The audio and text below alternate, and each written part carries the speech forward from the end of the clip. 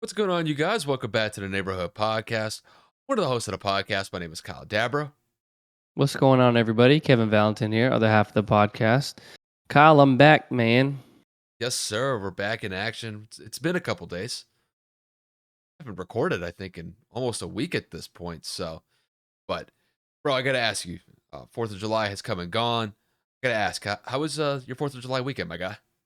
It was good, man. Got to hang out with my godson. I got to meet him because, he was a COVID baby, so you know how all of that went. But just getting to hang out with my cousins, seeing family members I haven't seen in about 12, 15 years, just getting out of Florida and just relaxing up north.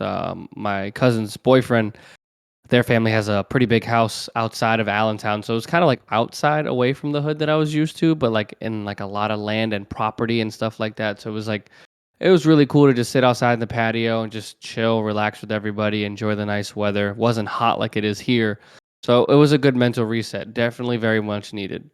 Oh, it's great, bro. I'm glad you had a good time. So I know you were looking forward to it before you uh, left on Thursday last week, right? Thursday afternoon, yeah. So bro, it's a much needed break. So trust me, hey, bro, every couple months, it's always good to get away for a couple days just to kind of reset, recharge the batteries, bro. I I was looking forward to doing that this week, but things have shifted. So we'll kind of see how it goes. So we were kind of planning on only doing like one episode this week because I was supposed to fly out Thursday, but that will no longer be the case. So we could potentially be back on Thursday night recording. So that'll be fun. But overall, I mean, 4th of July was good over here. Got to just kick it over at my parents' house all day. Ate like a champ. So I gotta Yes, sir. I gotta salute my pops for kicking ass with the barbecue all day. So everybody was eating good on 4th of July. So we also did like this. We did kind of like this egg toss thing, just like as like a little like family competition thing. Bro, it was your boy's nice. What's My an pop egg toss? So basically, what you do is, it's two teams of two people, and you toss the egg Oh, back and you and forth, catch it back and forth? Oh, and you okay, okay, catch okay. it, and whichever one breaks first, they lose, and then the other team wins. Bro, my dad and I got really good at it. Where, bro, we were tossing that thing like 25 yards back and forth to each other. It's all in the cradle. I mean, you gotta cradle that thing as the eggs flying to you. But your boy's low key nice at it, bro. Not gonna lie. Did Alex break it? Oh yeah, I remember one time we were just kind of goofing off or whatever. My dad and I were doing the same thing. We were chucking the egg back and forth like 20 yards to each other, and then my brother comes in out of nowhere and just like literally like just swats it out of the air. The funny part is that the egg broke like as soon as he smacked it, and like I think like most of the egg yolk landed on its like head. It was just funny at that I point, could but. never. He got a good swat though. It was like freaking like Joel Embiid or Giannis. Freaking like, give me that. No So, shot. but bro, it was fun. So I think next year, we'll switch it up a little bit. We'll do, we may do the egg toss thing, but we might do like cornhole or something like that just to switch things up. Cornhole's fun. I love doing that. But what? Cornhole didn't exist until I moved down here, so it's not exactly a game that I'm used to, and nor am I good at it. So it's kind of just like It's if good. it's Like there, I'll toss the bag, but I'm not gonna like play. it's good. Like I'm not gonna do it like every weekend or anything like that. But it's like if you do it like like once or twice like throughout the summer, bro, it's fun. It's just good to kind of like pass the time, and then you really kind of get into a good game. It gets a little bit competitive, and I always like that. So it gets the Yeah, competitive juices flowing, bro. Sometimes. it does. There's this game that my girl's family plays during a tailgate. It's called Washers. I don't know if you've ever heard of it. No, So never they heard of it. take like these actual like washers that you put over like a big nut, like a lug nut, and you have to like throw them into a metal can, and that can is in a box, like glued to a box. Mm-hmm. If the washer is within kind of like a washer size of the box, you get 1 point. If you land it in Okay. the box, you get 3 points. If you get it in the can, 5 points. Okay. And every point cancels out. So if you get one in the can, one in the box, and one outside, and the other team gets that same thing, then all those points cancel out and everybody ends up with 0. And it's Mhm. first to 21. But since they're metal fucking washers, and if you play on concrete and that bounces, bro, it's like it rips skin clean off because it's metal. Yeah. Oh yeah. Bro, and there was a couple times we did it at a tailgate of the Eagles Dolphins game, I think 2 years ago. Dude, and your instinct is to stop it with your foot or like pick your leg up to try to like, bro. I lost hair. My little brother lost hair. I'm pretty sure my girl's dad like cut his leg up. Like, bro, it's nuts. So we play on grass now, or I got bring a to towel. I got to try that, bro. That'd be fun. Dude, it's dumb, dumb, dumb fun because everybody has like a different technique to throwing it, like underhand. Some people flip it. Some people actually try to toss it sidearm to get a spin. It's crazy. It's mad fun. Yeah, That is fun. I mean, I remember back in the day when we used to like go camping or stuff like that. Bro, sometimes we used to have this horseshoe set. And bro, we just tossed the horseshoes back and forth. But bro, like Played I'm not horseshoe before. I'm not gonna lie, like when you toss that horseshoe right and it freaking just slides down the metal pole and you just land that hoe, bro, it's Yeah, I think I've done horseshoe maybe like 2, 3 times. And I don't know. I don't remember how the point system works, but yeah, no, it was pretty fun. yeah. I mean, to me, like basically, if you I think the way that we played it was, obviously if you get it like around the pole, that's a point. And then, pretty much if nobody gets it, then you basically just kind of assume like, all right, well, who's the closest like with all the horseshoes that are laying around the pole? It's kind of how we did like each round. And then we switch sides and then, it'd be pretty fun. I've played horseshoes in like probably like 10 or 15. Whenever I Yeah, get the chance, same. whenever I get the chance, bro, it'd be fun. So No, for it sure. it's just like a fun activity, like especially like if family's around, because then everybody's always kind of like into it. Everybody can always play, so it's fun. So those will be a couple different things that we might do for Fourth of Oh, July next year. So and can jam. Can jam is I was lit. I was gonna I was gonna bring that up too. Can That, jam is that fun. but your boy sucks at throwing frisbees. I just suck. What? Yeah, not my strong Bro, suit. it's like 10 feet from you. It's not even, you don't even have to throw it far. You can't It, throw it straight?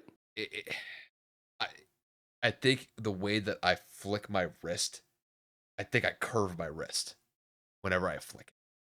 That's my problem. So turn at a 25-degree angle, and if you flick it, it'll curve into it. I, bro, sometimes like like when you go golfing and you kind of have to play the slice. Sometimes like that's kind of how I'll do it with a frisbee. But I'll do the same thing with golf too. Like if I know I'm gonna slice it or I'm gonna hook it, I'll just play the hook or the slice. I'll Yeah, just but kind you got of to prep for it, you know? the key is actually trying to hit the ball straight or throw the frisbee straight. Something that I apparently don't know how to do that well. I'm not a professional frisbee player, so I'm not going to sit here and pretend like I always do it straight. But the best part is with can jam, that's why you have a partner to hit the frisbee into a particular section. So it's got to just be within the vicinity. Hey, if I get carry, bro, I'll take it. Fine by me. We'll be But fine. yeah, exactly. Like if anything, we just practice makes perfect. But you gotta start from somewhere. Facts. But bro, we got some topics to dive into. I mean, granted, we don't have that big of an agenda to go through, but you ready to go through this? Yes, sir. All right. So I think, as most of you know at this point, NBA free agency is off and running. We've seen a boatload of contracts get signed. We've seen some supermax contracts get signed. But by far and away, the biggest news that has come away from the NBA free agency period, or just the NBA offseason as a whole, is the report of Kevin Durant asking for a trade from the Brooklyn Nets. And this was by far one of the biggest stories that took place last week. Kevin and I weren't in a position to record last week when this news broke. So I we're called definitely trying Kyle to. from the airport when it happened. I know, but we weren't in the booth. We weren't here. We weren't in the studio ready to go. It So was nuts. it was just poor timing. Just based on you going to going up north, and then I had to work. So it was just poor timing for both of us. But this will basically kind of like a catch up segment. We'll talk about the news of KD, asking for the trade, and then potentially where he could be going if Brooklyn gets a good trade package from any team that's willing to acquire KD. And then after that, we'll just talk about the Nets as a whole, who are looking at basically the brink of an imminent collapse. Obviously, the KD news doesn't help them. Kyrie is being looked as a possible trade option for Brooklyn. That news has been kind of circulating for the last week and a half or so. But really, the KD news is really what pushed this thing over the edge as far as Brooklyn is concerned. And we'll just talk about what their what their immediate future is going to look like based on all of the trade rumors circulating around KD and Kyrie. After that, we'll kick it over to Golden State. Golden State, they're coming off of NBA championship just a couple of weeks ago. But there has been some movement with some of their depth players being lost in free agency. They've also picked up a couple players. We'll talk about the Warriors offseason at this point, which is kind of uh, rank them and how they've done so far the first couple of days of the agency period. And then pretty much we'll wrap up the episode talking about just the boatload of Supermax contracts that have been signed. We got players like Jokic, Beal, Zion Williamson, Karl Anthony Towns, Booker, John Morant. I mean, there's been a lot of guys that we can dive into that have signed Supermax contracts or just these massive contracts, upwards of over $200 million.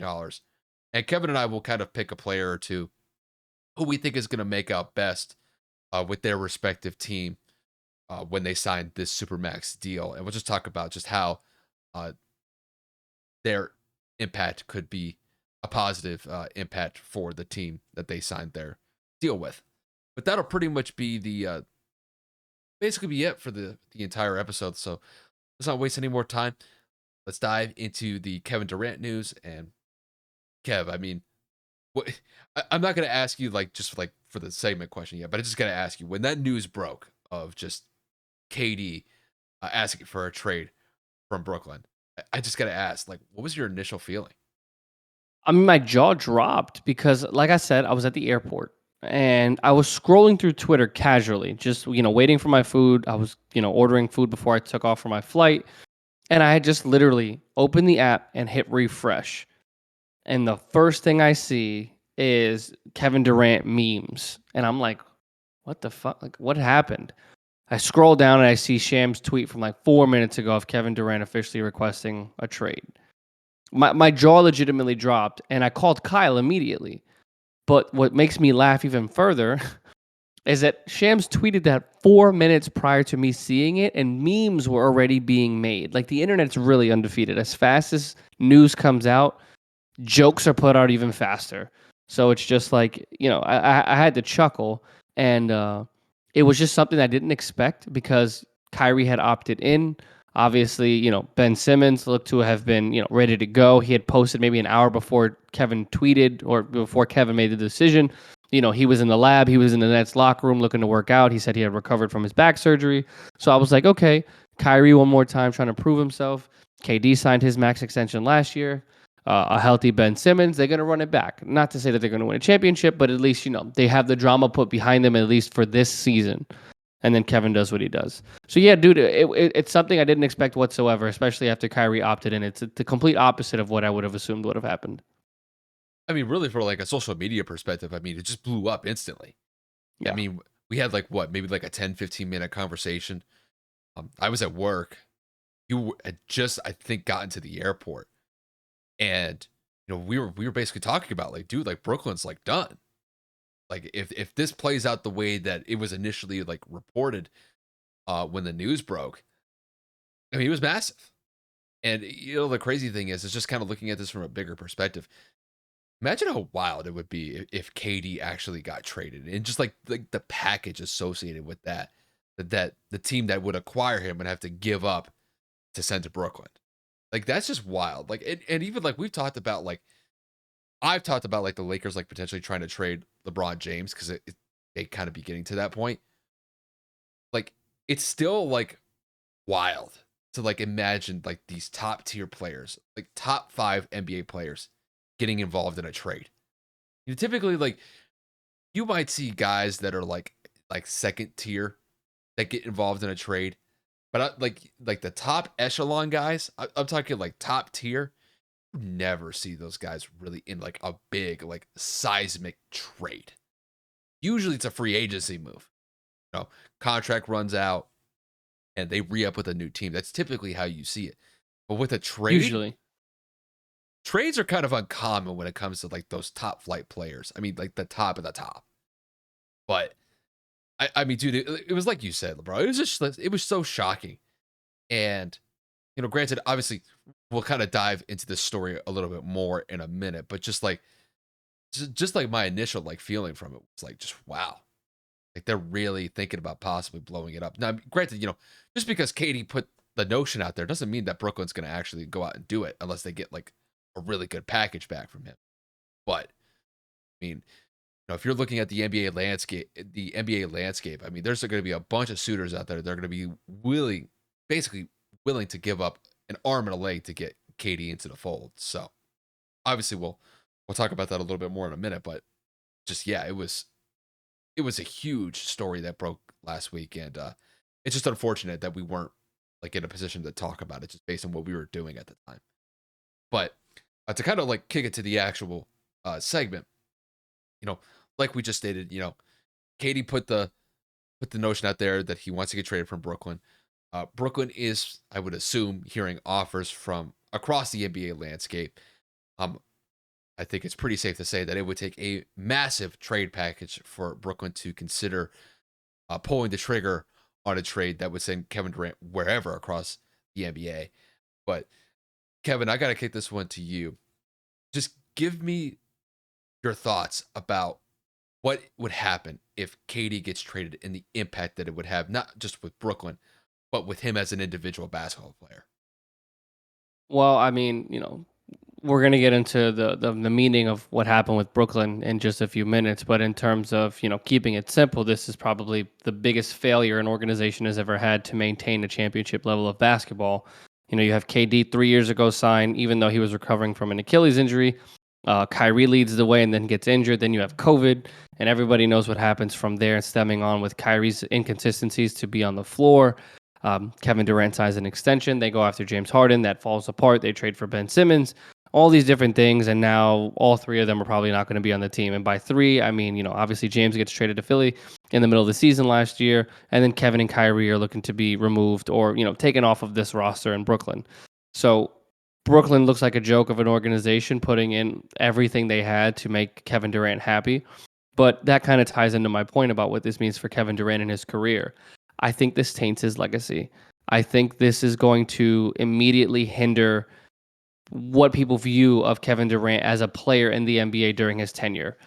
Things got choppy in OKC. They blow a 3-1 lead. He doesn't just go to the team that beat him. He goes to the best team in the NBA who just came off of a championship or just, came off of a championship run, and they obviously blew that in the Warriors 3-1 against the Cavs. You win back-to-back. You get hurt in 2019 against Toronto, and then you leave for whatever reason, whether that's internal beef with Draymond, whether that's you're too sensitive, whether you felt like you wanted to do this alone, whatever. You go to Brooklyn, this situation happens, but Brooklyn gives you everything you ask for. Brooklyn gets you the head coach you wanted. Brooklyn gets your boy DeAndre Jordan a massive extension, knowing that he wasn't capable of playing at that level anymore. Brooklyn trades for James Harden. Brooklyn gets rid of James Harden. Like, they did everything that KD had asked for. They gave KD the keys to the kingdom, and he still requested a trade when things got rough. I understand that dealing with Kyrie was a nightmare. I understand that, Kyrie did not make it easy on you as a teammate, as a player, maybe even as a person. But when you sign a contract of that much and for that magnitude, you stick with an organization. It's not like Brooklyn wasn't competing for the playoffs. It's not like the roster currently assimilated as it's currently constructed is not a playoff contending roster. It's not like you have absolute scrubs behind you when you know that Joe Harris was hurt last season. Ben Simmons was hurt for his tenure in Brooklyn. Seth Curry was getting in a groove. He didn't get to play a lot. Nicholas Claxton was coming into his own on his role off the bench, and so many other pieces. Kyrie was unavailable for the majority of the season last year. It's not like Brooklyn had completely lost every single meaningful player on their roster. So for him to opt out just makes him look very weak, and it definitely does make him look like somebody that cannot handle any type of adversity. And quite frankly, it makes him look soft. So overall, I would definitely say that this request for a trade is definitely hindering to his reputation as a player. And then, despite whether or not Brooklyn is able to trade him now or during the season, there was a report that said that Kevin, or a few reports, Kevin is looking to play for a team that already has a minimum of an all-star or two, so he's looking to go to a contender. Obviously, there was also a statement from Brooklyn that they are expecting Kevin to be on the opening day roster along with Kyrie because they are waiting for the right packages. So they're not just going to trade him until they receive the right offer for him, which, as Kyle alluded to, is probably going to be one of the biggest hauls in NBA history in terms of personnel, draft picks, cash considerations, whatever it is it's going to be. Kevin Durant is going to deem a pretty hefty price in terms of trade value. So we'll see what happens. But overall, Brooklyn looks like a joke, and Kevin Durant just looks really, really bad right now. I mean, when it comes to Kevin's status on Brooklyn, I mean, I'm going to be honest with you.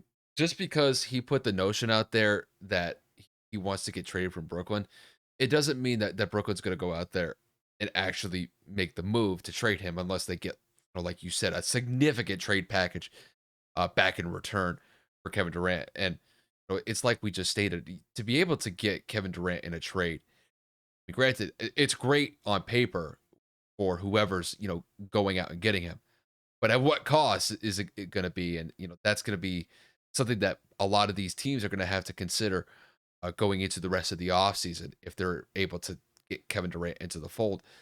Now, when it comes to KD's player as a status as a player, excuse me, I think I kind of understand where Kevin's sentiment is as far as it just kind of makes him weak. And that's kind of been a running theme when it comes to Kevin Durant, probably the last 5 or 6 years or so. Because, look, I mean, when he left Oklahoma City, he joined the team that beat him in the Western Conference Finals the season prior and joined arguably the best team in the NBA at that time in the Golden State Warriors. The Warriors had just come off a 73-9 record during the regular season.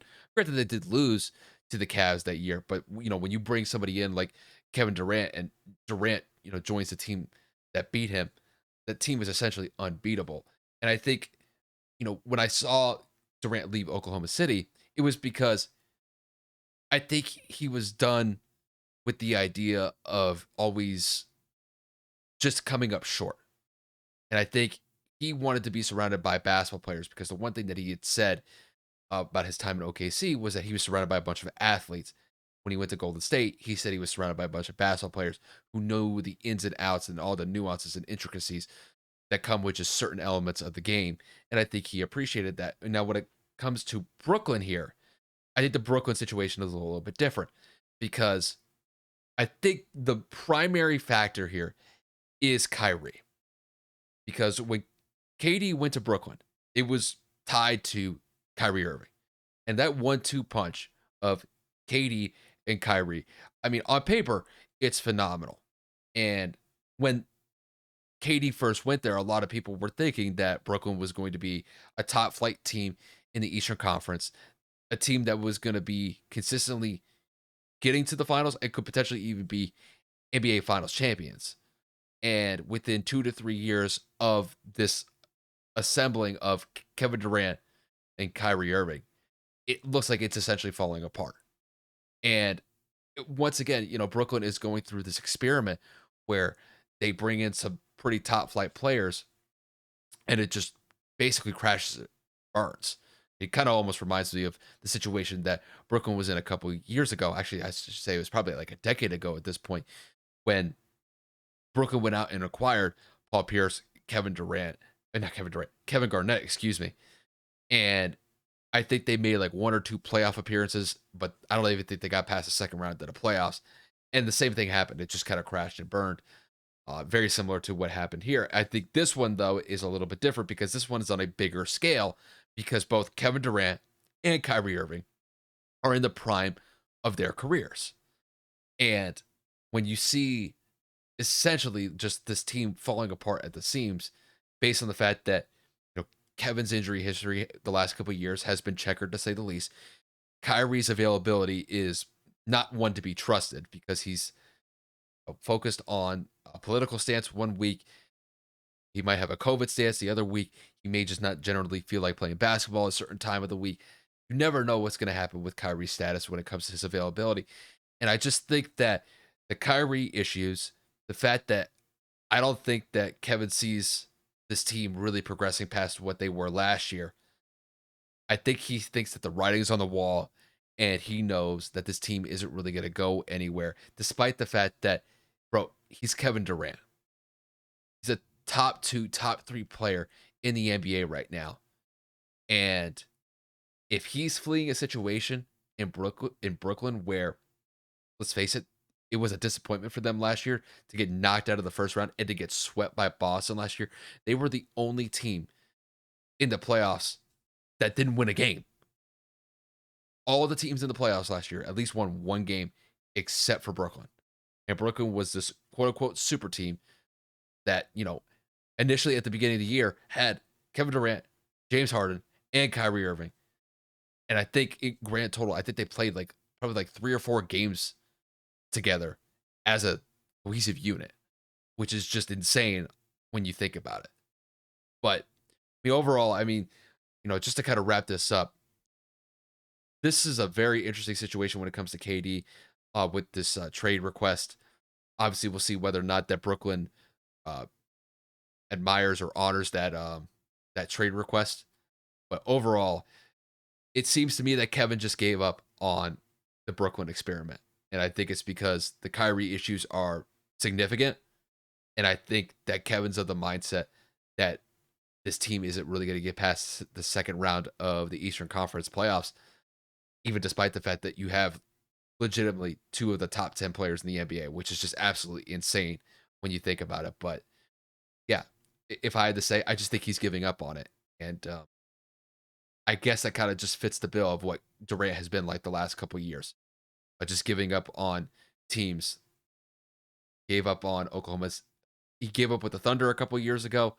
I wouldn't say that he gave up with the Warriors. I think he just found what he thought was a better situation with Brooklyn. But in this situation, I think he's just giving up on the situation. He's just trying to find greener pastures elsewhere. But we'll see how this plays out. But yeah, wouldn't surprise me if we see KD on the move this offseason. It kind of sucks. I defended Kevin in his move to Golden State. I've always liked Kevin Durant as a player.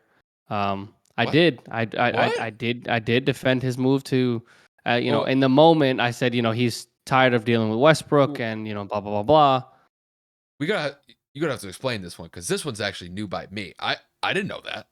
Yeah, I try to defend him in the sense of, well, Braun did it and Braun teamed up with, Bosch and them. And obviously back then I was a massive LeBron hater. And not that I like him anymore, but I don't like him less, if that makes sense. Anyway, um, I felt that Kevin Durant needed a change of scenery because it just it wasn't going to get done with Russell in that series. He was scoring 30 points per game. He wasn't getting a lot of help from his teammates when they were in the finals. Everybody choked. KD again averaged 30. It's not like he wasn't doing what he needed to do in OKC. And the reports came out when he did go to OKC that him and Westbrook were beefing in certain instances, and kind of like Kyle alluded to, KD was looking for more of a basketball playing group as opposed to a group of athletes. And again, I really really liked Kevin Durant, and I wanted to see him succeed. But this move potentially is going to be definitely inexcusable because the teams that he requested to be traded to or that he had the highest interest in are the 2 number 1 seeds of both respective conferences in the Miami Heat and the Phoenix Suns. So it's just not a good look. It's looking like he's going to dip and run to a better team once again. But I stand by what I said, man. His reputation is in shambles if this happens because you got everything you wanted in Brooklyn. You got the players you wanted. You got the coach you wanted. You got the money you wanted. And you're still leaving because things are getting a little bit challenging. So, yeah, just it's overall, it's sad because, like I said, I like KD, but what are you going to do? I think the one thing that you could probably make, I would say, an objective critique of Durant at this point is that it seems to me that whenever there's an element of adversity, no matter what sort of team that he's on, the first window of opportunity he gets to possibly leave, he's gone. And we've seen that before. We saw that with OKC, where it always kind of seemed like, the media was always kind of focused on trying to divide the team between Russell and KD. But, when I look at the adversity of what Kevin faced with the Thunder, I think he was of the mindset that it's like we just stated. I think he thought that he was surrounded by athletes. And then when he went to Golden State, he was surrounded by a much better cast of basketball players that I think elevated his game to a whole new level. But then, when it got to the end of the Golden State tenure, I mean, I vividly remember him and Draymond were not seeing eye to eye. I think Draymond just called him like a straight up bitch. Probably, It, amongst other things. granted, I don't know if that was said like in a locker room meeting, but obviously there was some tension that was brewing between Draymond and Durant. And it seemed like to me that was the one element that led KD to possibly look for a new destination to play. And then that led to Brooklyn. And then when you look at Brooklyn so far, granted, this past year was just an abject failure as far as I'm concerned when it came to their unit as a whole. And I think when you tie in the factor of, the whole James Harden situation and the fluid situation that was when he was with Brooklyn, he brought a whole element of drama and attention that I don't think Brooklyn was really looking for, and I don't think that Durant was looking for. And then Kyrie complicates the matters because of his COVID stance. Whether you thought he was right or wrong in that situation, he missed half of the season because he couldn't play any of the home games until the playoffs.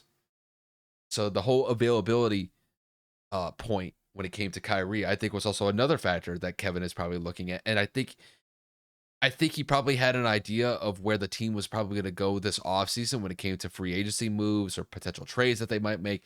And I think he just sees the writing on the wall and the general direction of where the team is headed, and he doesn't see a positive outcome. And I think that's really kind of the crux of what comes down to that trade request. I think he sees that.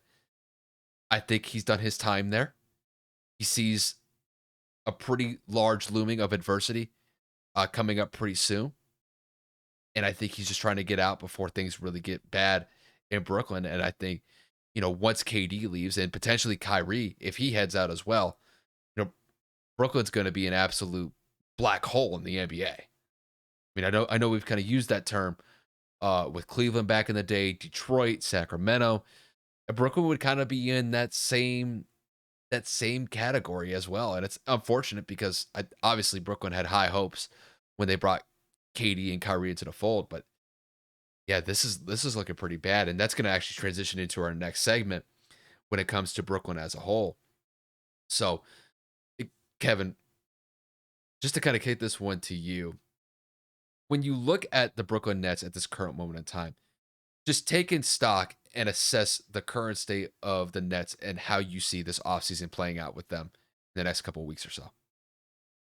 I mean, I've heard a multitude of takes. I've heard a multitude of different podcasts and analysts, professionals just kind of give their thoughts on Brooklyn. And I've devised kind of my own thought process. And I apologize. I think I have an eyelash in my eye. It's killing me.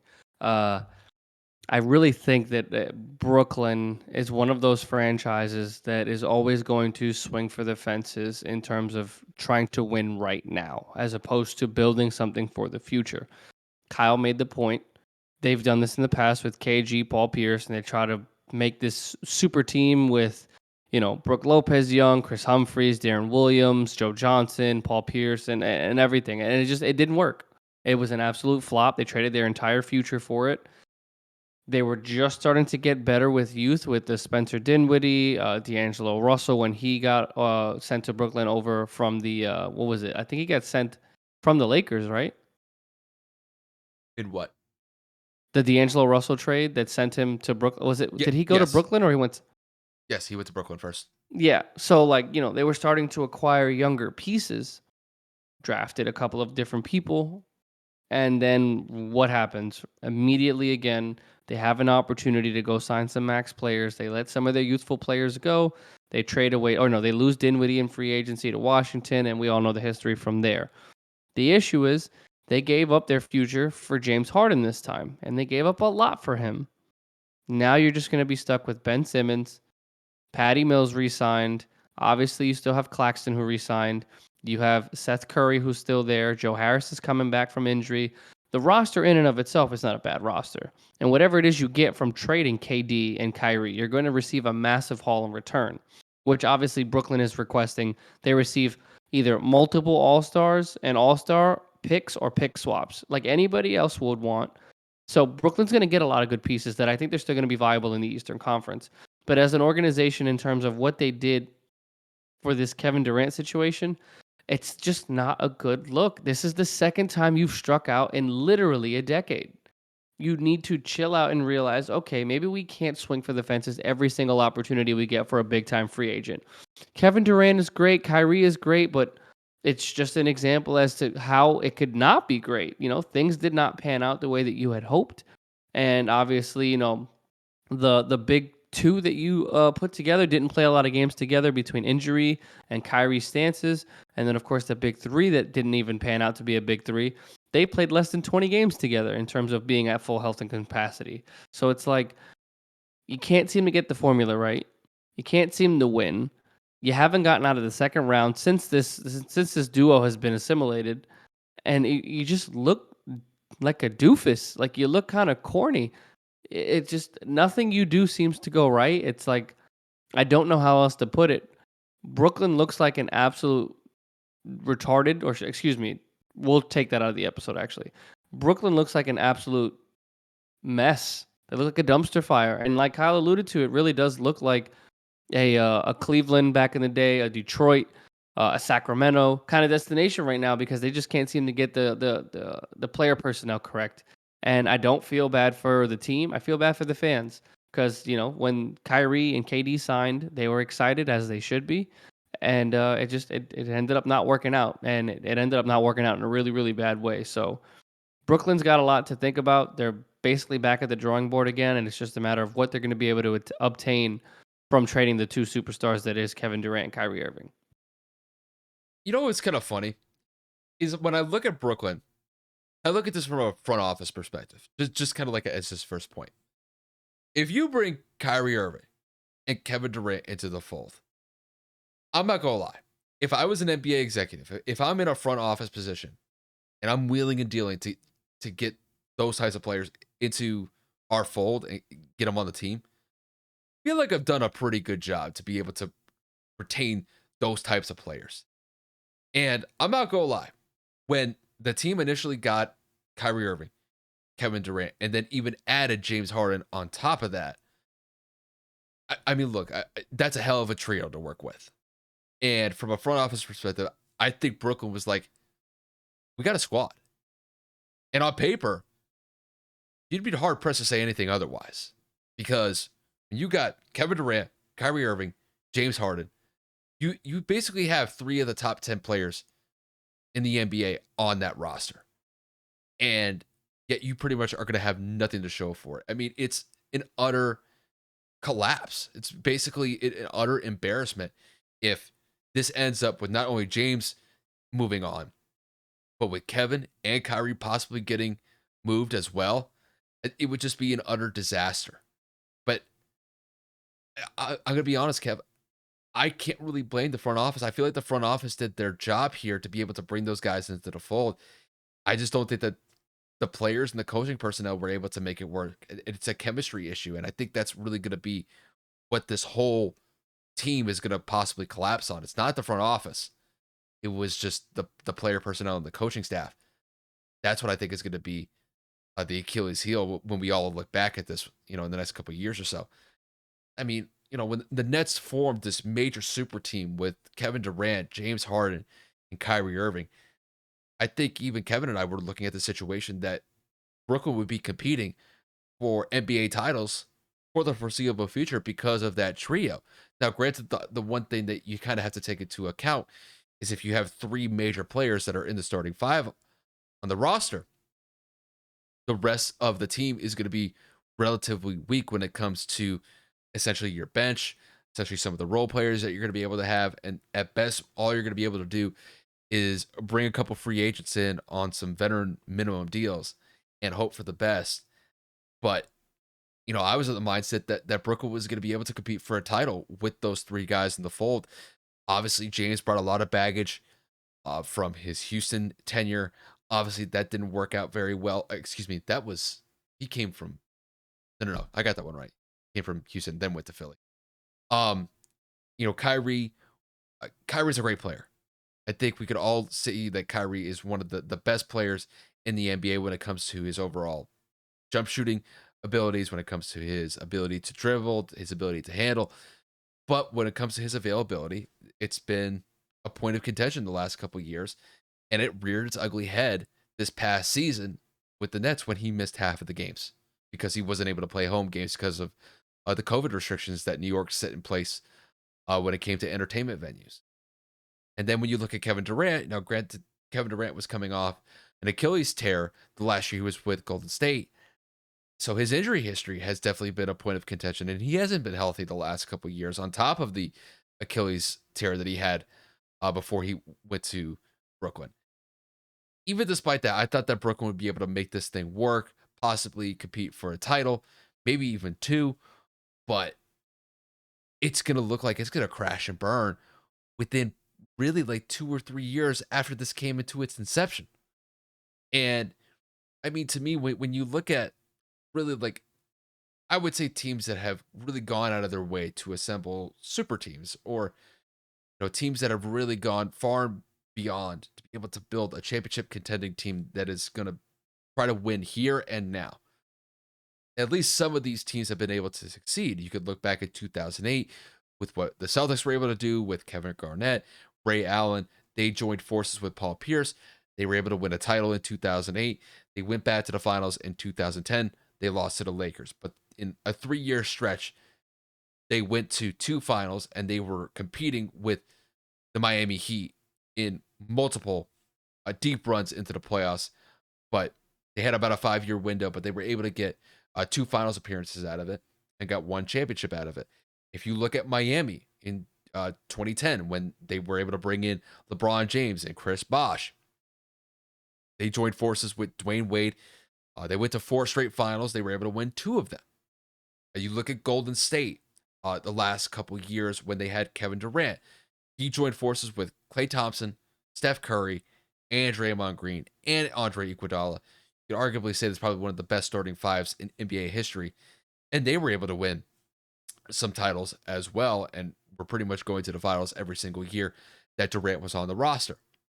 And then when you look at this super team with James Harden, Kyrie Irving, Kevin Durant, they weren't even able to make a finals appearance. And you had 3 of the top 10 players in the NBA to do that, and it just failed miserably. So it's very unfortunate for Brooklyn. I think from the front office perspective, I think they did what they needed to do to bring some championship contending players into the fold. The players and the coaching personnel, they weren't able to lock down the chemistry. They weren't able to lock down the right personnel groupings. They weren't able to play what I would say is effective defense because they were giving up points left and right as a unit. And it looks like, Kevin Durant and Kyrie Irving could be on their way out within the next couple of weeks or so. Now, granted, that's worst case scenario. But there's a slight chance that Kyrie Irving and Kevin Durant could be back in the fold for opening night on this upcoming season. And maybe they just kind of play this thing out and hope for the best. But if the worst case scenario were to happen and Kevin Durant and Kyrie Irving get shipped off and they're not with the Nets going into next season, this Brooklyn experiment is just an outright failure. And basically, like right now, they're teetering on just an imminent collapse. And there really is no other way to say it. It's like they're this close, just completely falling apart and becoming literally another black hole in the NBA right alongside teams like the Pistons and the Kings, because those teams are going nowhere anytime soon. And it seems like the way that Brooklyn's on, their trajectory is going to follow very similar to those teams that I just outlined. So, yeah, this is like DEFCON 1 when it comes to the Nets at this point because things are getting real dicey real fast. Yeah, things are getting out of control. It's not a good look. Like I said, Brooklyn as an organization just seems to be one of those swing and miss kind of franchises, not realizing that if you don't adhere to what you need, it's not going to pan out. I get what Kyle said. If you have an opportunity to get a superstar or megastar, you go and do it. But at the pace they've done it and the amount of opportunities they've had and have squandered, you might want to take a break from doing that because A, it takes up cap space. B, most superstars nowadays unfortunately have an ego. And C, you can't do it without multiple superstars anymore. You kind of look at it and you say, the last couple of championships outside of Toronto's 2019 run, um, they had a multitude of superstars. Kawhi was the only one of the 2019 team. Pascal Siakam was an all-star that year, but he wasn't necessarily somebody that was a Steph and a Clay, a Steph and a Kyle Lowry was KD, on a that team LeBron and too. a Kyrie, you know? Kyle Lowry was on that team. But was he detrimental? Was he another megastar though? That's what I'm saying. Like, was I he a wouldn't say super team person? no, but like he was a solid He player had for role players. That's what I'm saying. Yeah, they he had was role solid. He players. was solid. I wouldn't necessarily classify him as a role player that year. I mean, he was still a pivotal piece for them. But would I say like he was like, you know, if Kawhi was like 1A, was, Lowry like 1B when it comes to superstar status? No, but no, Kyle Lowry was very effective for Toronto. Was for over a decade at this, before he ended up going to Miami. I'm just looking at it and saying to compete for a championship this year, the majority of teams that are competing have two or more superstars on Yeah, their roster. that's fair. And that's just unfortunately the way that the NBA is today. So, I mean, we'll just kind of see what happens with Brooklyn as the offseason progresses. But there is a team. There, there might be one. Let me ask you: when it came to the Bucks, who won not this past year but the year prior, would you say like Chris Middleton was a like superstar? I mean, granted they had Giannis, they had Drew Holiday, but I wouldn't No, but they had necessarily. they had well above average role players for sure. Like Chris Middleton is an all star. Drew Holiday to me is probably the best perimeter defender at the point guard position, and You know, he makes a very very big difference. you know how I feel about Drew Holiday. He's great in Listen, spurts, but man, when he's off, dude, he's off. not disagreeing. You have a good veteran big that knows his role in Brook Lopez. Bobby Portis is nice. They had a very very good put together team. I will give them They, that. they were a well rounded team, but really, Correct. I would say that Giannis was like the only superstar with that team. But they're kind Yeah. of like it goes to the point that you're basically saying that by and large, when it comes to teams that are winning NBA finals, it usually consists of two NBA superstars to be able to get it done by today's standards. Sadly. But I can't say that that's going to last forever because we have seen teams in the past. You could look to the Spurs in like the middle 2010s.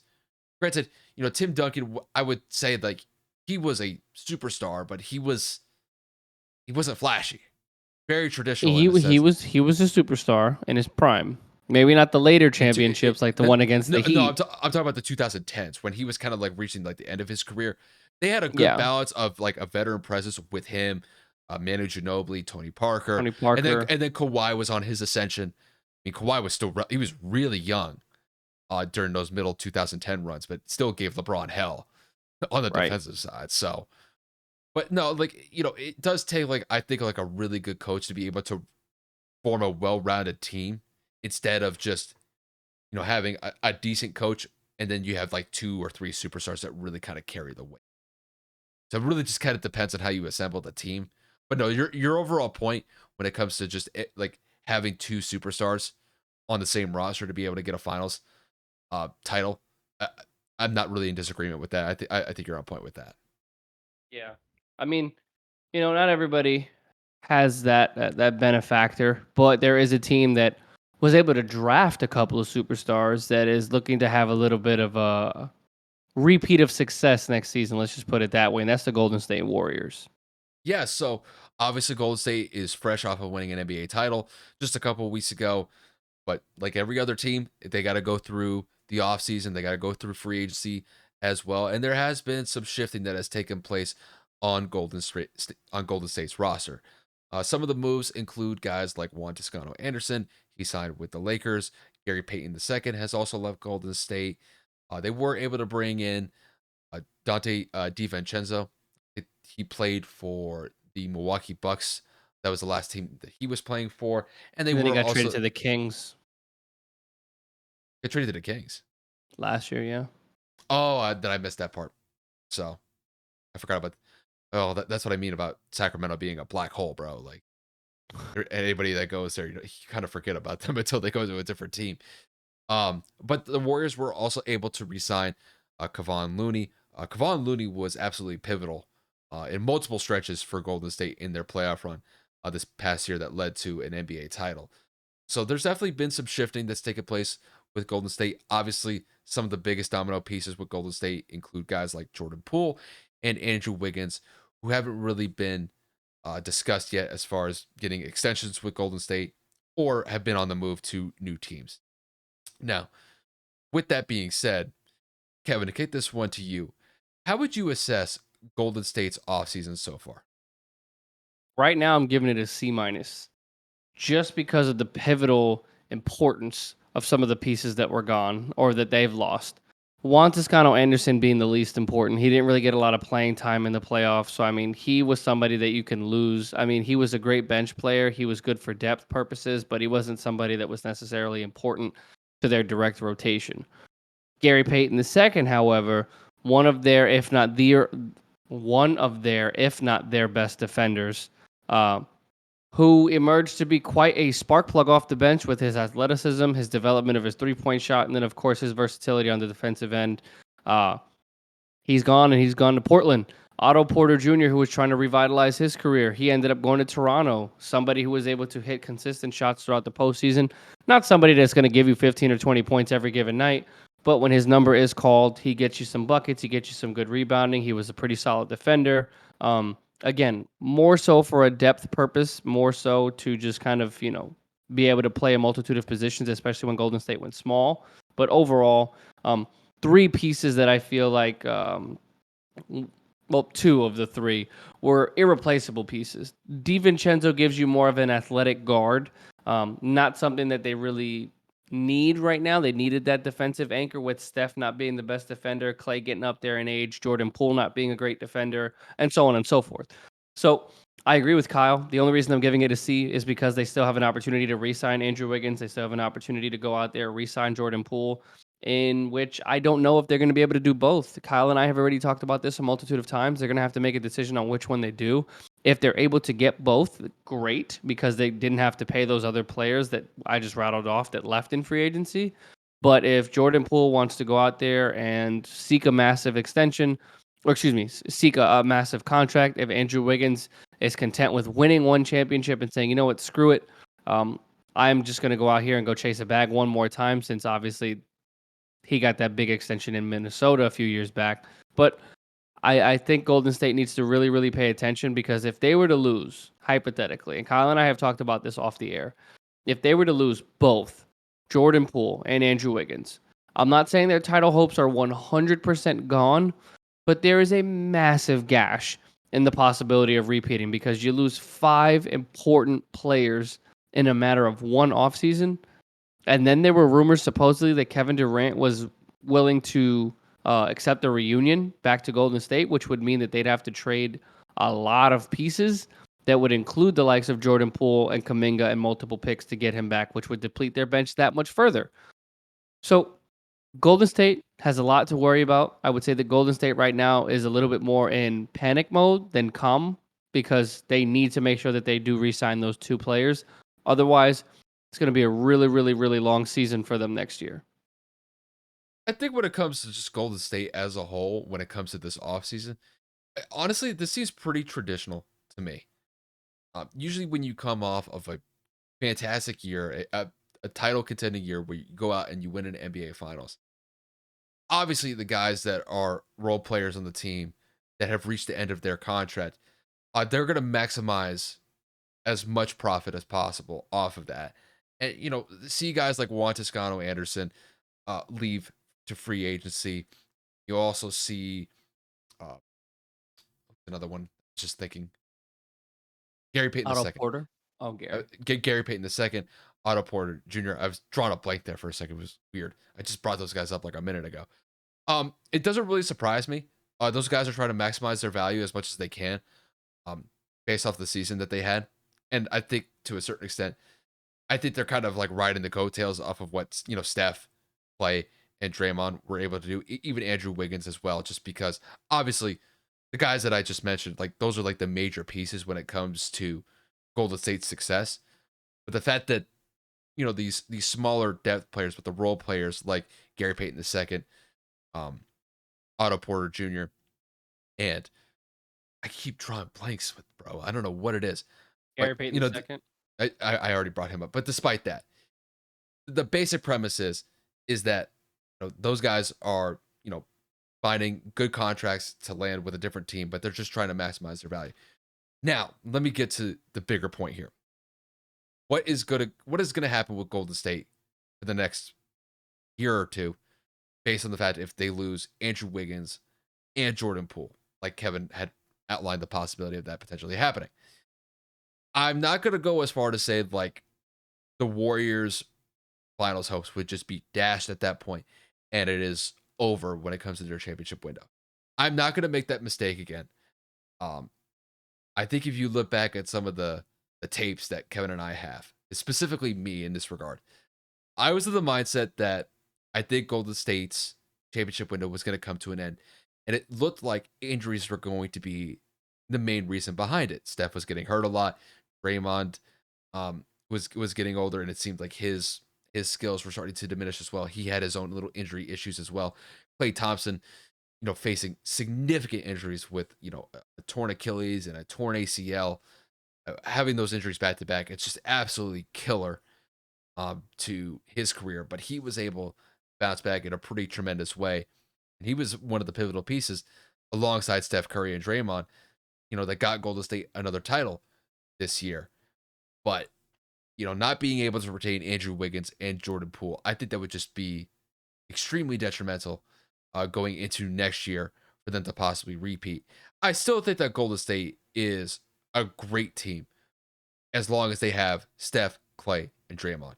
If they have that core group together, despite whatever sort of role players that they have in the fold, that team is still going to be able to compete. And that's despite the fact that they're in a loaded Western Conference. I have to say, when you look at the landscape of the Western Conference, there are going to be teams that are going to be retooling this offseason, and they're going to be looking at Golden State. Golden State's going to have a target on their back. And there's going to be a lot of teams that are going to be running and gunning for that top spot in the Western Conference. There's going to be teams like, you'd say the Lakers. The Lakers had a terrible year last year, but they could try to retool and try to get back into the fold going into the Western Conference playoffs next year. You could look at teams like Denver. Denver's going to get Jamal Murray back after he missed the entire season last year. You look at Nikola Jokic alongside Murray. That duo right there, that's going to be a dangerous combo right there. You look at the Dallas Mavericks. The Dallas Mavericks got all the way to the Western Conference Finals, but nobody was expecting that. Luka Doncic, Spencer Dinwiddie. I mean, those two together, you never count those guys out. They're going to be a little bit different without Jalen Brunson, but still, it's Luka Doncic, and that guy can carry the Mavs a long way. You could look at the Clippers. You could look at Kawhi and Paul George coming back into the fold. Obviously, Kawhi missed the entire season last year with an ACL injury. That could be a team that could be vying for one of the top spots in the Western Conference in the Western Conference as a whole. Phoenix, they had a very disappointing end to their season this past year, losing to the Mavs in the second round despite posting the best record in the NBA. So, I mean, when you look at the Warriors are facing a very tough competition landscape with the Western Conference next year. There's going to be a lot of teams that are going to be running and gunning to get to the finals next year. But I'm of the mindset that as long as they have Steph, Clay, and Draymond, I think that they're still going to be a viable team in the Western Conference. Obviously, they would be hurt if they lost Andrew Wiggins and Jordan Poole because I think those guys provide invaluable assets and just invaluable skills to that team. And if they were able to retain him, I think Golden State is in a prime position to go back to another finals next year. But I think if they lose one and even potentially two, yeah, they could be in some trouble when it comes to their overall finals aspirations. But I think they're still going to be a playoff contending team next year. I'm not going to slight on them. I did that the last year or two, and it reared its ugly head towards me, and I got to pay the price for that. But overall, I think Golden State is having what I would consider a shaky offseason so far, but I think that's really just based on the fact that there's just a lot of roster turnover. Guys are maximizing their value, and that just kind of comes with the process of winning a championship. But trying to retain Andrew Wiggins and Jordan Poole, that's of prime importance for them at this point. If they're able to do that, I think they'll be fine. But time will tell, and we'll just kind of see how it plays out. Yeah. Golden State's got potential. We all know that. Golden State's got the pieces to do what they need to do in order to repeat. I was kind of just going along the lines of the more depth you lose, the harder and the more pressure it's going to put on the older but important pieces that are Klay Thompson and Steph, and they're going to have to play more minutes. And we all know what happens with that. The older you get, higher risk of injury and so on and so forth. But the point of what I'm getting at is Golden State cannot let these pieces slip away. They Mhm. cannot sit there and kind of lay back and say we can live without them. We'll be fine. Let's not be arrogant. We all know what happened when Steph came out a couple of times, when Clay had off games, whether in the regular season or in the postseason. There were people that were able to step up, and that was a team contribution outside of a select few. Of course, we all know Jordan Poole stepped up a lot, and of course Draymond had to step up a little bit more this season. So outside of those couple people, it's going to be necessary for this team to have that success all over again. We're just going to have to see how Golden State is going to replace those three, and hopefully they don't have to worry about replacing the other two that we had mentioned in Wiggins and Poole. Well, let's face it. The NBA offseason is still relatively young. There's still going to be a lot more moves that are going to take place this offseason. Um, Golden State, I imagine they have probably a backup plan based on the possibility of Andrew Wiggins and Jordan Poole potentially leaving. But look, I'm not gonna take Golden State for granted anymore. No, I did that the last couple of years just because I thought that injuries were gonna derail them as a whole, and that was gonna be the reason why their championship window was closed. And I was under that mindset, and they proved me wrong. So I got to give them credit for that. So I'm of the mindset if they're able to retain that main core of Steph, Clay, and Draymond, as long as they stay healthy, that's always the biggest thing. That team will always compete for a title. And they're always going to have a target on their back because of that. Just because, let's face it, they've been to what, 6 finals in the last 8 years? Yeah, It's crazy, right? yeah. So they're the ones with the targets on their back right now. But I still think that even despite that, despite the fact that they are getting older, despite the fact that they're pretty much on the back nine of their respective careers at this point with that main core, it doesn't mean that they can't finish strong on that back nine. And I think over the next couple of years, I think they'll still be a viable team, no matter what the landscape of the Western Conference is. I still think that they're a viable team. But to your point, they lose Andrew and they lose Jordan. That's a tough look, bro. That's gonna hurt. But with that said, we are going to transition to some guys who are not hurting, and that is guys, top flight players that have made just absolute, record-breaking contract deals. Usually, at the beginning of free agency, you always see basically this flurry of massive supermax contracts or max contracts getting signed, and we've seen a boatload of players throughout the NBA, guys like Nikola Jokic, Bradley Beal, Zion Williamson, Karl Anthony Towns, Devin Booker, John Morant, Zach LaVine, Darius Garland, all have signed these massive supermax or max contracts for the next 4 to 5 years. A lot of these guys are making over $200 million. I think Jokic had the biggest contract out of all of them. He's making at least $250 million, if not closer to 260 million. 270. Just absolutely insane, bro. And that's on a 5-year deal, correct? Yep.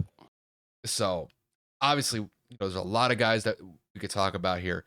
We're going to focus on who is going to make out the best on their respective team now that they've signed their max contract. So, Kevin, to kick this one to you, with all of these NBA players signing these massive super max contracts, guys like Jokic, Bradley Beal, and Zion Williamson, just to name a few, who do you think is going to make out best from signing their deal? And who do you think is going to have the biggest impact with their respective team now that they've signed these deals? Well, I mean, the biggest name, I have two. The biggest name is going to be, of course, the back-to-back defending MVP and Nikola Jokic, because his running mate is coming back next year in Jamal Murray. The status of Michael Porter Jr. is still in the air, but if they can get him back for at least half of the season, that's going to get him into a rhythm. That's going to mean that Denver can compete for a top seed in the West. And of course, that means that they're going to be able to compete for a championship. Their biggest issue was they did not have a lot of support outside of Jokic because Aaron Gordon is not an offensive reliable player. Monty Morris is not somebody that you can rely on a consistent basis. Um, but of course, at the end of the day, when you get the most expensive contract in NBA history, you're a back-to-back MVP award winner. The next step for you to do is kind of compete for a championship. You know, you've gotten the accolades, you've gotten the record of number 1 seed or number 2 seed in the Western Conference before. Denver has unfortunately just been riddled with injuries the last 2 years.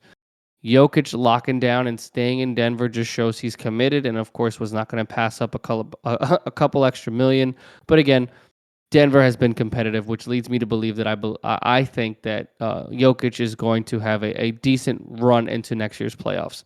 Now, the second person is a rookie extension, which is John Morant. The Grizzlies were the 2 seed. John Morant missed a lot of time this year. John Morant missed some time in the playoffs.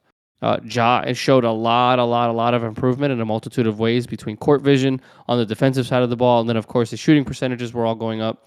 But Ja Morant is a absolute mega star in the making. He's Showtime. He's electric. He's athletic. He knows how to rile up a crowd. I think that Memphis showed us that they can compete. They took Golden State to 6. I believe that this team, when healthy, can make noise in the postseason next year. And with Ja signing for the next 5 seasons, showing them that he is to be committed. Jaren Jackson Jr. signed an extension. Dylan Brooks signed an extension last year.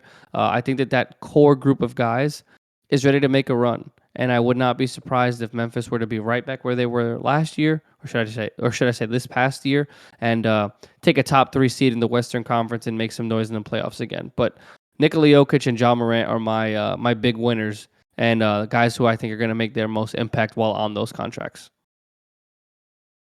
Yeah, but I'm trying to find like some other players that just to kind of make it somewhat of a interesting conversation. But I'm going with Jokic, dude, and I think it's really just for what you outlined. The fact that he's getting Jamal Murray back. I think to me, when I look at what Nikola Jokic was able to do this past year, I mean, it was absolutely phenomenal. I mean, despite the fact that he won back-to-back MVPs, he was single-handedly dragging Denver to the playoffs. I mean, you take Nikola Jokic away from that roster this past year, Atrocious. you're talking about a lottery team potentially. I mean, that's the difference that he provided to that team. And now that he's getting freaking Jamal Murray back, I think that's going to bode wonders for Denver. I think Denver's, going to be potentially a top 4 seed in the Western Conference as long as everybody stays healthy. So, when I look at Jokic, obviously he's at the top of the list. Then if I had to pick probably a second one, you know what? I'm going to go out a little bit of a limb here. I'm going to say Darius Garland. I think Darius Garland is going to be an interesting pick simply just because the Cavs got off to a really good start last year. And I think the Cavs kind of surprised everybody how good they were, especially early on. I mean, they got all the way up to the 2 seed. And that was maybe about halfway through the season. Now, granted, Cleveland is still a relatively young team. Obviously, they have the old veteran and Kevin Love, who's sticking around and providing a great veteran presence for that team. But that team is very young. But when it comes to Garland, it seems like to me he's going to be that focal piece for Cleveland for years to come. And I think when I look at Cleveland specifically, I think Cleveland can be able to build around him very well over time. And I think as long as he's able to stay healthy, and as long as he's able to progress the way that he has the last couple of years, I think he's going to be a phenomenal piece for Cleveland moving forward. So overall, really kind of looking at some of the other players here, I don't think that Bradley Beal is going anywhere with the Wizards. Now, granted, I mean, it's a great contract. He signed this massive deal. I mean, he's going to be fine. When it comes to when it comes to his money, he's not going to be sweating. But the overall general direction of Washington, I don't see it as a positive one moving forward. I mean, they might make it into the playoffs. That might be their best case scenario. But are they going to be a team that's going to be running for the top spot in the Eastern Conference? No way. When I look at Devin Booker, I think the Suns are going to take a step back. Just because, I mean, look, Devin signed a huge contract. Obviously, he's going to be the focal piece of that team for the foreseeable future. But I think they could potentially be losing DeAndre Ayton in free agency this offseason. So I think that, despite the fact that Devin signed that huge contract, I think, the the Suns are going to take a step back. I think they're still going to be like a 50-win team. They're still going to be a solid team in the Western Conference, but I don't think they're going to be the number one seed in the Western Conference going into next year. Ja Morant, I mean, look, the dude's exciting. Dude is just an electric athlete. Memphis was a phenomenal team this past year, got all the way up to the 2 seed, got bounced by Golden State. Listen, not something to be ashamed of. Golden State's been there. They've done that before. And I just think that, Memphis is on an upward trajectory at this point. But there's gonna be some bumps on the road along the way for them. So they're a young team. Ja's obviously the leader of that team. Kind of crazy that team, like low key, you could make an argument that they kind of play better without him, just because the record kind of showed that they were a really good team without Ja Morant in the fold. But overall, I mean, Ja's going to be great over the next couple of years. So, he's somebody that I could potentially see as a guy that's just on the ascension as well. And then when I look at Zion, just to kind of round out, I guess, just kind of how I see it, the fact that Zion Williamson was able to get this massive supermax contract is it's just bonkers. It feels like the guy hasn't really played that much. Guy's been in the league for a couple years, had this lingering foot issue that just seems to not go away. But obviously, New Orleans is willing to dish out money like it's freaking Oprah and her old show back in the day. You get money, you get money, you get money. And apparently they have no problem with, handing Zion basically hundreds of millions of dollars and hoping that he's going to be the guy that's going to carry them to the promised land. I'm not 100% convinced that he's going to be the right guy just simply because of his injury history. Not because of his skill set. I'm not going to ever deny that. The guy is incredibly skilled. But, the injury history, the fact that the weight has been an issue, hopefully he kind of fixes that over time. But just the general direction of New Orleans is going to be an interesting one. Obviously, I think Zion does improve that team tremendously. So maybe they may improve slightly over time. But I just think that the landscape of the Western Conference is just it's too big of a hill for them to climb over at this point. So I'm not really confident when it comes to Zion and the impact that he's going to bring with that contract. So just to kind of round this out, if I had to really just kind of pick one or two guys that I think are actually going to be like legitimate difference makers for their respective teams, where they're going to have a massive impact for the overall success of their teams, Nikola Jokic by far, I would say is the number one player that I'd pick, and then I would say Darius Garland would be my number two. That's how I see it. I'm actually going to go on an opposite limb here and say that Zion is probably the biggest potential for a wasted contract. We're talking, the man has missed a multitude of seasons, multitude of games. Got this massive paycheck with injury history, and like Kyle said, the weight thing. He's quickly fluttering, or should I say flirting, with the potential of being a bust. Just because he can't stay on the court. The same thing was said about Greg Oden. When he was on the court, he was a beast. Not Zion numbers, but it's just a fact. If I'm paying you $193 million over the next 5 seasons, and you play less than 75% of those games, dude, that's a lot of money. You have Brandon Ingram on a big contract. You have CJ McCollum on the last legs of his pretty big deal. There's a lot of money tied up just between 3 players. And if one of them is unavailable to be on the court and has this guaranteed contract, I'm looking at the front office and saying, dude, I get he's worth it, but until he can show me I can play 80-plus games in a season or 70-plus games in a season, bro, I'll give you a 2-year extension. Show me you can play for one of them. I'll give you a 3-year extension if you really want the security. You're still going to get the max deal, but 5 years? Zion hasn't been able to play for a year and a half. I know. I mean, so I think New Orleans really, really showed their desperation. They showed their hand. Zion is in full control of that situation. It's not a good look for their front office, in my opinion. Hey, I got to give it to his agent. His agent is pulling miracles, bro. We say this every But that's what year. I'm saying. I don't think it's an agent thing because we know that he has the potential for max contract numbers. We know when healthy, he's giving you 26, giving you 8, and giving you 5, and he's shooting 50+% from the field. It's not that it's like one of those where like Timothy Mozgov, when he got that contract, that's all on his agent. From 2016, when he got that $74 million from the Lakers. When a random player, of course, now I'm going to go blank on random contracts. Oh, when Michael Porter Jr.'s agent got him more than Luka, that's an agent thing. We all know Zion has the potential to put the numbers up. It's more of I think New Orleans genuinely showed their hand to say we cannot afford to let another superstar like an Anthony Davis go away. I don't know about that one. I think Look what they did to Golden State Phoenix in 6 games without Zion. I think if Zion is there, potentially that goes to 7. it I wouldn't be could. surprised. I wouldn't be surprised. I know it's a stretch. If Zion is there, that potentially could be the upset of the year.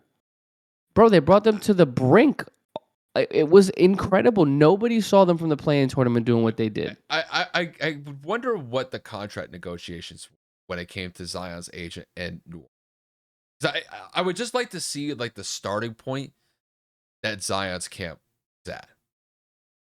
Because if look, when I look at Zion, and when you look at his total career so far, he's been what he got drafted what 2019, played 2019, 2020. He missed all of 2021, so he's been in the league for 3 years. He missed all of last year. I can't believe that's one that we actually got right. No, we're not doctors. We're not, we're not medical professionals, but we were able to get that one right. That's one tip of the cap for us.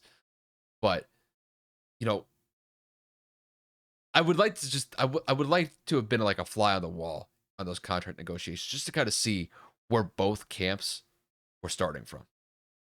I wonder if freaking Zion's camp was. I, I don't know. I Well, don't he know. got the max, so there isn't more financially he could have gotten, and he got the security with the longevity. So that again, I don't think it was a negotiation thing. I literally You think, think that you just think that the Pelicans were just gonna fork it bro, over to him I think New because Orleans they're walked that into that and said, "Here's desperate? a check. Here's a check. What do you want?" I'm serious. I didn't see, bro. The fact that this contract was signed, and of course, we don't know any of the stipulations behind the legalities behind it. If you miss a certain amount of time, but this also isn't the NFL. This contract's guaranteed. I would have made it more incentive based with the contract. Agreed. I'm like, bro, like you gotta at least play like at least 2/3 of the game. Now, granted, if it's injuries, there's nothing you could do about that.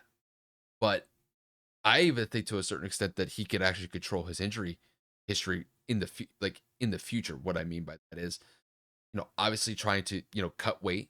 I think he's got to drop some weight because it's obviously been a big concern of his, not just in the NBA, but even going back to Duke. College too. That was an issue at play as well. So I mean, overall, I, I wouldn't have just given him that size of contract and that amount of guaranteed money. I would have made it more incentive based. So I would have maybe given him maybe like what, like a 4 or 5 year deal, maybe around like 150. And then if you want to kick like 30, $35 million of incentives on top of that, I would do something like that.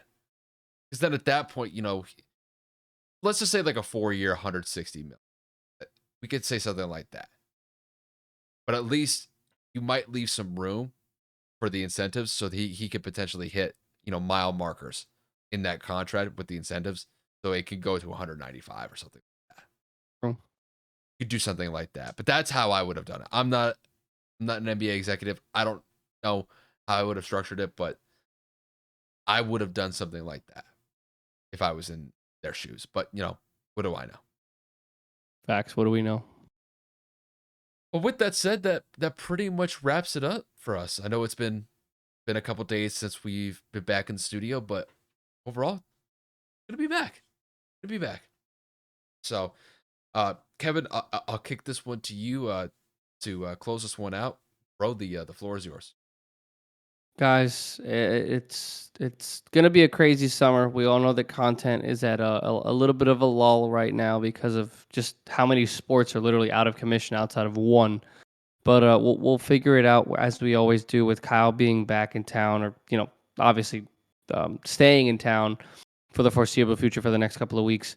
We'll make as much content as we can over the next couple months or excuse me, over the next couple of weeks, and we'll figure it out. We'll get right back on this. I know with my PTO and my time off, it's been a little bit of an inconsistency with the schedule, but as long as we stay together and we stay the course, we'll be fine. So we just appreciate all the support we can get.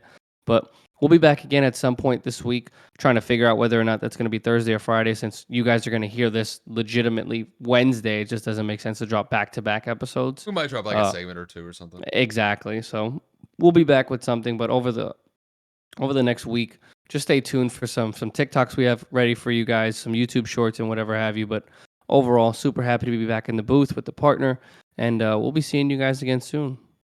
Yeah, like Kevin said, once again, just thank you guys for tuning in, whether it's on YouTube, the audio platforms. We definitely appreciate the support. Like Kevin said, we'll try to drop something later this week. Could be in the form of like a small little episode or just maybe like a segment or two. Um, just stay tuned. We're just gonna try to ride out this month of July as best as we can, and then pretty much once we transition into August, pretty much all football. So we'll be gearing up for that. So bear with us. We're gonna do the best we can to kind of navigate through the month of July, and hopefully you guys are with us along the ride. But with that said, just thank you guys for tuning in once again, and we'll see you guys later this week.